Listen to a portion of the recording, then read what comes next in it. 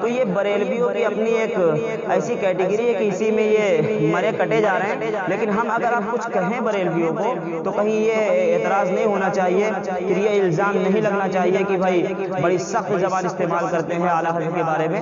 تو ایسا نہیں ہونا چاہیے. اگر پہل کریں گے، اور یہ ہمارا کہنا ہے دنیا رضا خان کو، پوری دنیا بریلویت کو کہنا ہے، اگر میری اپنی نظر میں چاہے وہ سوشل میڈیا کا زمانہ ہو، چاہے جو فیلڈ ہو، اگر میں موجود ہوں یا میرے کانوں تک بات گئی، بسم اللہ لک الحمد یا اللہ، الحمد للہ والصلاة والسلام علی رسول اللہ، اما بعد فاعوذ باللہ السمیع العلیم من الشیطان الرجیم، بسم اللہ الرحمن الرحیم، وقل جاء الحق وزهق الباطل ان الباطل كان زهوقا.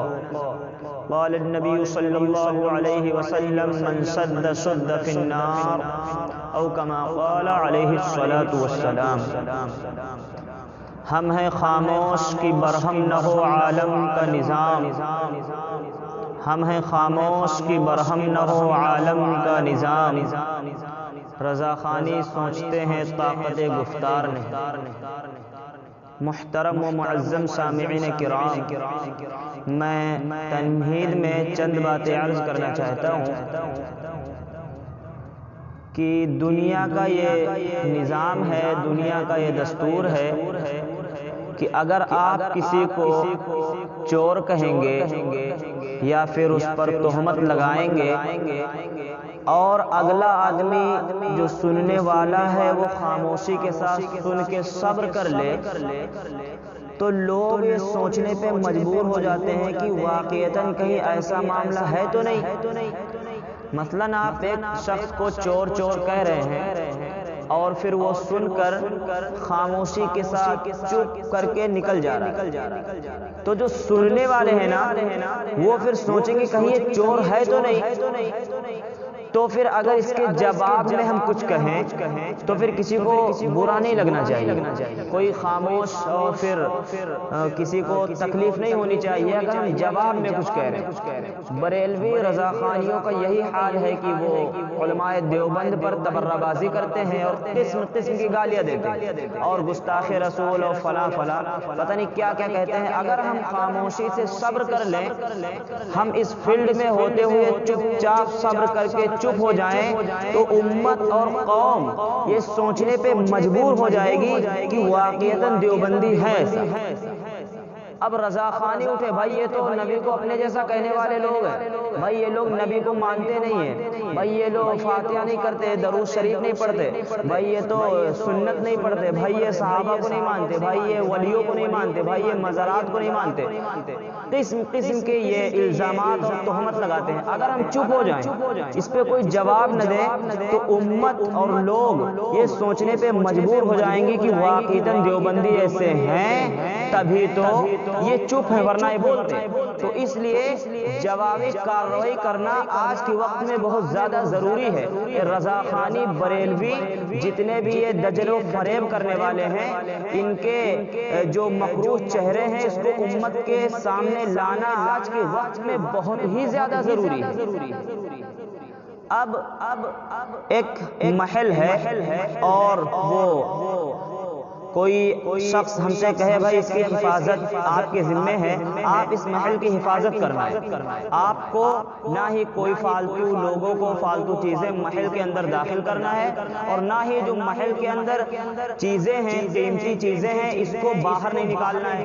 تو پھر جو چور ہے نا، اگر وہ محل میں چوری کرنا چاہتا ہے تو سب سے پہلے کام وہ یہ کرے گا، سب سے پہلے کہ جو اس کا میزبان ہے، جو دیکھ بھال کرنے والا ہے، جو باڈی گارڈ ہے اور جو پہرے دار ہے مکان کا، سب سے پہلے اس پر حملہ کرے گا. ٹھیک اسی طرح رضا خانی، احمد رضا خان نے کیا یہی کام کہ دین کے رہبر اور دین کا کام کرنے والا والے حضرت الشاہ اشرف علی تھانوی نور اللہ مرقدہ تھے اس وقت میں، اور مولانا قاسم نانوتوی رحمۃ اللہ علیہ تھے، شاہ اسماعیل شہید رحمۃ اللہ علیہ، اور ہمارے بہت اکابر تھے. تو اس نے کام کیا سب سے پہلے ہمارے اکابر پر اس نے الزام لگایا اور چٹنی بنا ڈالی. عبارت کتاب کی ایک بات ادھر سے لی، تھوڑی بات ادھر سے لی، ادھر ادھر سے ملا کر حرمین شریف پہنچ گئے. تو بہت طویل باتیں ہیں کہ وہاں جا کر کیسے اس نے عربی کو اردو کو عربی بنایا، جھوٹ بولا. اور دنیا میں اس سے بڑا جھوٹا شخص میرے نظر میں کوئی طبقے کا آدمی نہیں ہے جتنا بڑا احمد رضا خان ہے. اس پر دلائل کے انبار ہیں ہمارے پاس، لیکن چونکہ بات طویل ہو جائے گی تو احمد رضا خان کے ماننے والے بھی آج یہی کر رہے ہیں کہ دیوبند کے فرزندوں کو علماء دیوبند کے اوپر تبرہ بازی اور تہمتیں لگاتے ہیں. تو وہ ان کی کیٹیگری کہ یہ سمجھتے ہیں کہ پہلے ہم کہہ دیں گے تو لوگوں کو جو ذہن ہے نا وہ ہماری طرف نہیں آئے گا.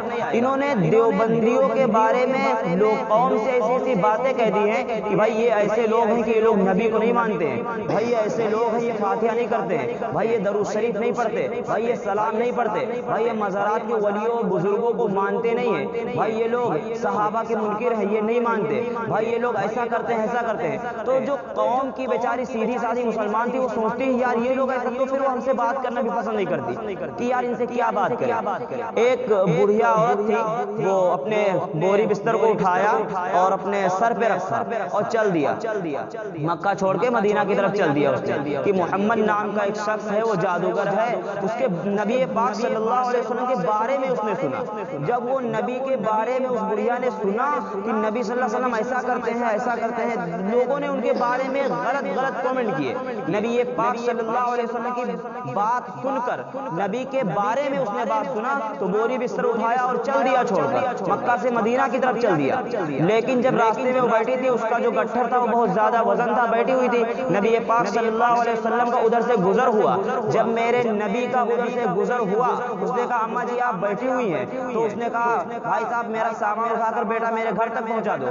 نبی پاک صلی اللہ علیہ وسلم نے اس کے سامان کو اٹھایا اور گھر تک پہنچانے لگے. راستے میں اس نے یہی سمجھایا کہ بھائی محمد نام کے شخص سے ان سے دور رہنا، ان کے بارے میں نے سنا ہے عجیب و غریب آدمی ہے، جادوگر ہیں، یہ کر دیتے ہیں وہ کر دیتے ہیں.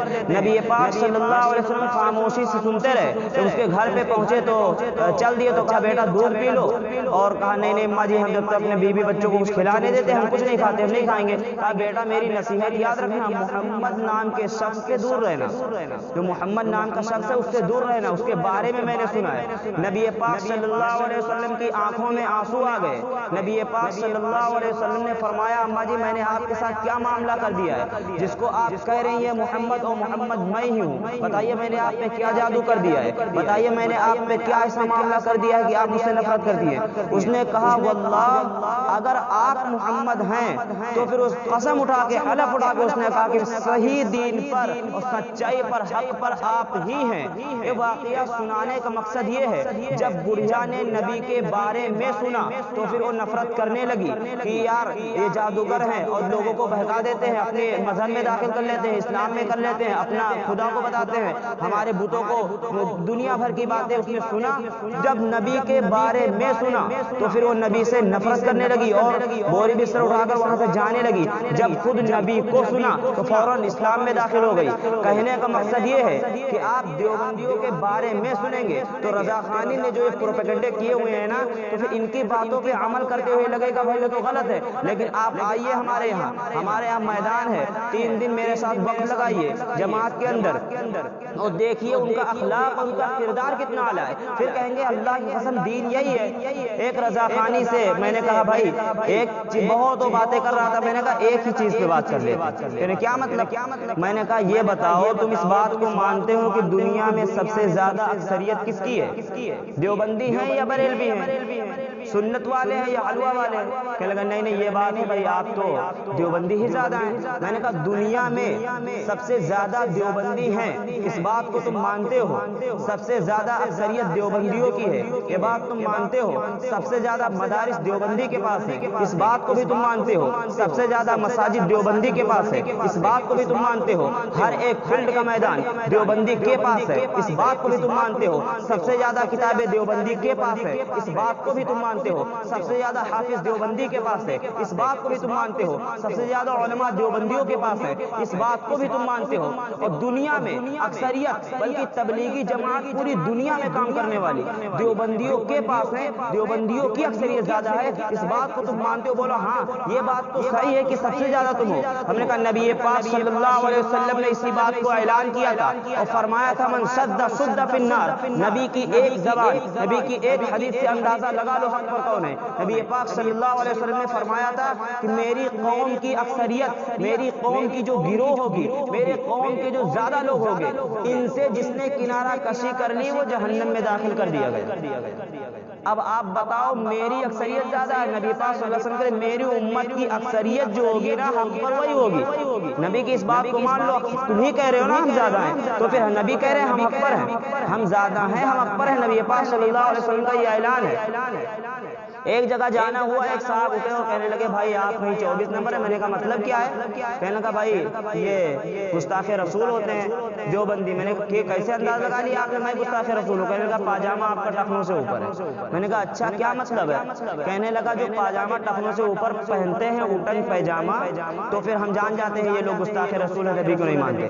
میں نے کہا نبی پاک صلی اللہ علیہ وسلم کا فرمان ہے ما اسفل من الکعبین من الازار فی النار، جس نے چاہے جو کپڑا ہو جو ٹخنوں سے نیچے رہے گا جہنم میں جلے گا۔ نبی پاک صلی اللہ علیہ وسلم نے فرما دیا کہ بھائی پاجامہ یا لنگی پینٹ وغیرہ ٹخنوں سے اوپر کر لو۔ نبی کی بات کو ہم نے سینے سے لگایا، اے نبی ہم میری آپ کی بات اور میری جان و مال سب قربان، آپ کی بات کو ہم نے سینے سے لگایا، پاجامہ ٹخنوں سے اوپر اٹھایا، نبی کی بات مان لیا ہم نے تو ہم گستاخ رسول ہو گئے۔ نبی پاک صلی اللہ علیہ وسلم نے کہا تھا عورتوں کے لیے یہ مسئلہ ہے کہ بھائی وہ ٹخنوں سے نیچے رکھیں گے، تم نہیں مانے ہو تم عاشق رسول ہو گئے۔ یہ مسئلہ ہمیں سماج تک کوئی رضاخانی مجھے سمجھا نہیں سکا کہ ان کا دین و مذہب۔ بریلویوں سے میں نے کئی بار کہا ہے بھائی تم اٹھو اور مجھے بتا دو تم کوئی ایسا ایک کام کرتے ہو، دنیای رضاخان کو چیلنج ہے، کوئی ایسا ایک کام بتا دو، کوئی ایک ایسا کام بتا دو جس میں تم دیوبندیوں سے آگے ہو، تم ہم سے آگے نظر آتے ہو۔ تم چاہے سنت کو لے لو، کسی کے پاس سنت ہے تو کسی کے پاس حلوہ ہے، لیکن ایک چیز میں کہتا ہوں تم آگے جا سکتے ہو، باقی اور کسی چیز میں نہیں جا سکتے۔ بریلوی اٹھاؤ چونک گیا، کہنے کا یار کیا کس میں ہم آگے ہیں، کس میں ہم آگے ہیں؟ ہم نے کہا ایک ہی چیز ہے جس میں آپ آگے ہیں الحمدللہ اور شاید آگے ہی رہیں۔ کہنے کا یار کون سی چیز میں؟ وہ کہہ رہا تھا مجھے بتاؤ یار کون سی ایسی چیز جس میں ہم آگے ہیں؟ سن لے ہم بھی کبھی آگے۔ میں نے کہا ہاں بریانی کے میدان میں تم آگے نظر آتے ہو، حلوے کے میدان میں تم آگے نظر آتے ہو، اور اپنی پیٹ کی توندوں کو پھلانے کے چکر میں امت کو لوٹنے میں تم آگے نظر آتے ہو، قرآن خوانی پیٹی لے کے پورے لوگوں کو گمراہ کر رہے ہو اور اس کو قرآن کو بزنس بنا رکھے ہو، اس میں تم آگے نظر آتے ہو۔ لیکن اگر بس یہ قسمت کی اپنی بات ہے، کسی کو سنت مل گیا، کسی کو حلوہ مل گیا، کسی کو حلوہ کی پلیٹیں مل گئی، کسی کو سنت مل گیا۔ ایک رضاخانی بریلوی ہم کو 24 نمبر کہہ دیا، بولا آپ 24 نمبر ہے؟ میں نے کہا جی ہاں، اس میں کوئی شک ہے کیا؟ اگر آپ کہہ رہے ہو تو الحمدللہ 24 نمبر ہے۔ کہنے کہ یار 24 نمبر تو عجیب و غریب ہوتے ہیں۔ میں نے کہا 24 کے بغیر کوئی چارہ نہیں ہے۔ کہنے کا مطلب کیا ہے؟ میں نے کہا 24 نمبر بہت ضروری ہے اسلام میں، اگر 24 نمبر کو فالو نہیں کرو گے، 24 نمبر نہیں مانو گے، پھر آپ مسلمان ہی نہیں ہیں۔ کہنے کا کیا مطلب؟ میں نے کہا لا الہ الا اللہ میں لفظ 12 ہوتے ہیں، محمد رسول اللہ میں لفظ 12 ہوتے ہیں، 12 12 24 پورا کلمہ 24 نمبر ہے۔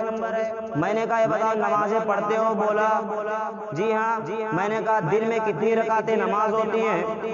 فجر میں 4 رکعت ہو گئی، ظہر میں 12 رکعت ہو گئی، عصر میں 8 رکعت ہو گئی، سب ملا کر 24۔ دن میں کتنی رکعتیں نماز ہوتی ہیں؟ وہ بھی 24۔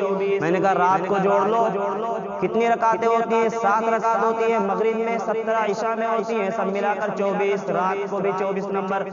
میں نے کہا یہ بتاؤ دن اور رات میں گھنٹے کتنے ہوتے ہیں؟ کہنے کا 24۔ ہم نے کہا رات و دن بھی دیوبندی۔ ہم نے کہا یہ بتاؤ نماز میں کتنی چیزیں لگیں گی تو نماز ہوگی، ورنہ پھر نماز نہیں ہونے کی۔ کہنے کا کیا مطلب؟ میں نے کہا 10 انگلی ہاتھ کی ہو گئی، 10 پیر کی ہو گئی، کتنے ہوئے؟ 20۔ میں نے کہا 2 گھٹنے ہو گئے، کتنا ہوا؟ بولا 22۔ میں نے کہا ناک اور پیشانی ہو گئی 24۔ 24 چیزیں نماز میں لگے گی، یہ بھی 24 نمبر۔ اور تم دنیا میں دیکھ لو، یہ بات مشہور ہے کہ انبیاء کرام 1,24,000 آئے، اس میں بھی 24۔ انبیاء کرام کے فہرست میں بھی 24 نمبر لگا ہوا ہے، اور غالباً قرآن میں بھی 24 نبیوں کا نام آیا ہے، وہ بھی 24۔ ہر جگہ آپ اندازہ لگاؤ گے، ہر جگہ 24 نظر آئیں گے۔ تم 24 سے ہٹنا چاہتے ہو کیا؟ کہے گا نہیں نہیں یار 24 24 نمبر تو صحیح ہوتے ہیں یار۔ میں نے کہا 24 نمبر کو تم نے کیسے کیا سمجھ لیا ہے؟ 24 کے بغیر کوئی چارہ نہیں ہے، آپ گنتی مار لو۔ کوئی بھی غیر مسلم ہے اگر وہ مسلمان ہونا چاہتا ہے، سب سے پہلے شرط ہے کہ 24 کو اپنانا پڑے گا۔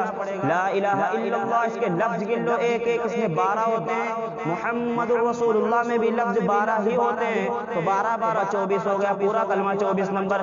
لیکن رضاخانیوں کی ایک ضد اور ہردرمی ہے، اللہ کی قسم ان کو سب پتا ہے کہ یار سچائی پہ اور صحیح راہ پہ یہ لوگ ہیں، لیکن یہ سنیں ہم مانیں گے نہیں، ہم ان کی نہیں مانیں گے بس، باقی تو ہم کریں گے اپنے من کا۔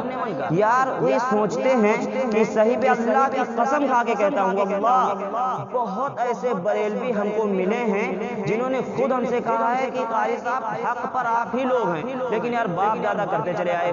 ابھی 3 دن پہلے ایک بریلوی نے کہا کہ ارے جاؤ احمد رضا خان کو میں نہیں جانتا، یہ اعلیٰ حضرت کون ہے؟ میں نے کہا اگر آپ مجھے کافر نہیں کہو گے تو پھر کافر ہو جاؤ گے، بتاؤ میں کافر ہوں؟ بولا نہیں آپ کو میں کیسے کافر کہوں گا، آپ کافر نہیں ہیں، آپ تو مسلمان ہیں اور حافظ ہیں، قاری ہیں، فلاں فلاں۔ میں نے کہا احمد رضا خان کا فتویٰ ہے، آپ اعلیٰ حضرت کو مانتے ہو؟ بولا ہاں۔ تو ہم کہا اعلیٰ حضرت کا فتویٰ ہے من شک فی کفرہ وعداوہ فقد کفر، جو ان کے کفر میں شک کرے گا دیوبندیوں کو وہ بھی کافر ہو جائے گا۔ کیوں کہا ایسا؟ ہم نے کہا ہاں، تو شک کرو گے تب بھی کافر ہو جاؤ گے، اور اگر کافر نہیں کہو گے تب بھی کافر ہو جاؤ گے، تو اس میں کیا کرو گے؟ بولا کیا کریں گے، چپ رہیں گے؟ چپ رہو گے تب بھی کافر ہو جاؤ گے۔ فتاوی رضویہ میں ہے کہ اگر کسی نے پوچھ لیا بھائی دیوبندی کافر ہیں، آپ نے چپ کچھ نہیں بولا، سکوت کر لیا، تب بھی آپ کافر ہو جائیں گے۔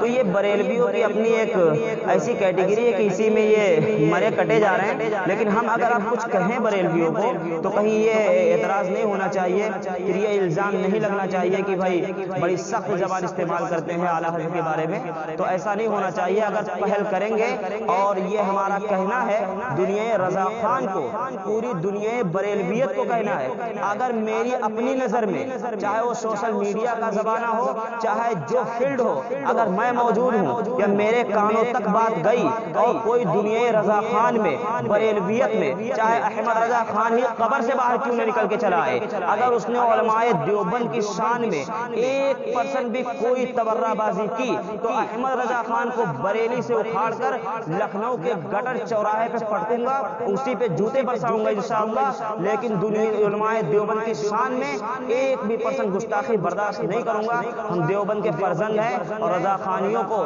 ہم کھلا چیلنج کرتے ہیں کہ اگر تم نے کوئی بھی بات، کوئی بھی تبرہ بازی میری اپنی نظر میں اگر تم نے کہیں بھی کیا ہے، ہم تمہارا فوراً رد کریں گے، بائیکاٹ کر دیں گے، حلق سے تمہاری زبان باہر نکال کے پھینک دیں گے، کیونکہ ہمارا شجرہ نسب صحابہ سے ملتا ہے۔ حضرت حشاش اشرف علی تھانوی نور اللہ مرقدہ کا بھی شجرہ نسب صحابہ سے ملتا ہے۔ مولانا قاسم نانوتوی رحمۃ اللہ علیہ جو حضرت ابوبکر صدیق رضی اللہ تعالیٰ عنہ کے خاندان سے ہیں، تو ہماری نسبت صحابہ سے ملتی ہے، نبی سے ملتی ہے۔ ہم اپنے اکابر کے خلاف کوئی بھی بات ہم برداشت نہیں کریں گے، ہر چیز ہم برداشت کرنے کو تیار ہے تمہاری، تم ہمیں گالی دو گے ہم برداشت کر لیں گے۔ اور الحمدللہ دنیا میں بہت ایسے فون آتے ہیں، ویسے میں 3-4 ہی فون اٹھاتا ہوں، دنیا میں بہت زیادہ لوگ ایسے ہیں بریلویوں میں جو ہمیں فون کر کے صرف گالی بکتے ہیں، اور میں الحمدللہ کبھی گالی کا جواب گالی سے میں نے دیا ہی نہیں۔ ہم گالی برداشت کر لیں گے، تم ہمیں اینٹ بھی مارو، مجھے اینٹ بھی پیچھے سے مارا گیا میں اسے بھی برداشت کر لوں گا۔ لوگوں نے ہم کو دھمکیاں بھی دی ہے، میں نے اسے بھی برداشت کیا ہے۔ لوگوں نے تہمت اور الزام بھی لگایا ہے، ہم نے اسے بھی الحمدللہ برداشت کیا ہے۔ لوگوں نے بہت بڑی بڑی تہمتیں لگائی، وہ بھی ہم نے برداشت کیا ہے۔ لوگوں نے پولیس کے ذریعے ہم کو فون کرایا ہے، پھر بھی ہم نے اسے بھی برداشت کیا ہے۔ لیکن تم سوچو ہم ہر چیز اپنے ذات پہ برداشت کر لیں گے، لیکن اللہ کی قسم اگر دیوبندیوں کے اوپر کسی نے تبرہ بازی کی، اکابرین اربع اہل سنت والجماعت احناف دیوبند کے خلاف اگر زبان اٹھی تو پھر ہم اسے برداشت نہیں کریں گے، پھر ہم وہ احمد رضا خان کو بریلی سے اکھاڑیں گے، کیونکہ تمہارا احمد رضا خان تو بات طویل ہو جائے گی، ورنہ بتاتا ہے تو حضرت علی بن گیا تھا۔ یہ احمد رضا خان کی اتنی بڑی شخصیت بتاتے کہ ایک کتاب ہے فیضان رضا، اس میں بھی یہ بات درج ہے غالباً، فیضان اعلی حضرت، ایک کتاب ہے بریلی سے مدینہ، اس کے بھی صفحہ 41 پہ بات موجود ہے کہ ایک عورت تھی، پاگل تھی، کہہ رہی تھی بھائی مجھے حضرت علی کی زیارت کرا ورنہ میں صحیح نہیں ہونے کی فلاں فلاں، تو اعلیٰ حضرت صاحب تھے، تو پھر انہوں نے کہا دیکھا کہ ہاں، تو یہ پھر حضرت علی بن، یہ گھومے چادر ہٹائی، پھر دیکھا یہ حضرت علی بن گئے۔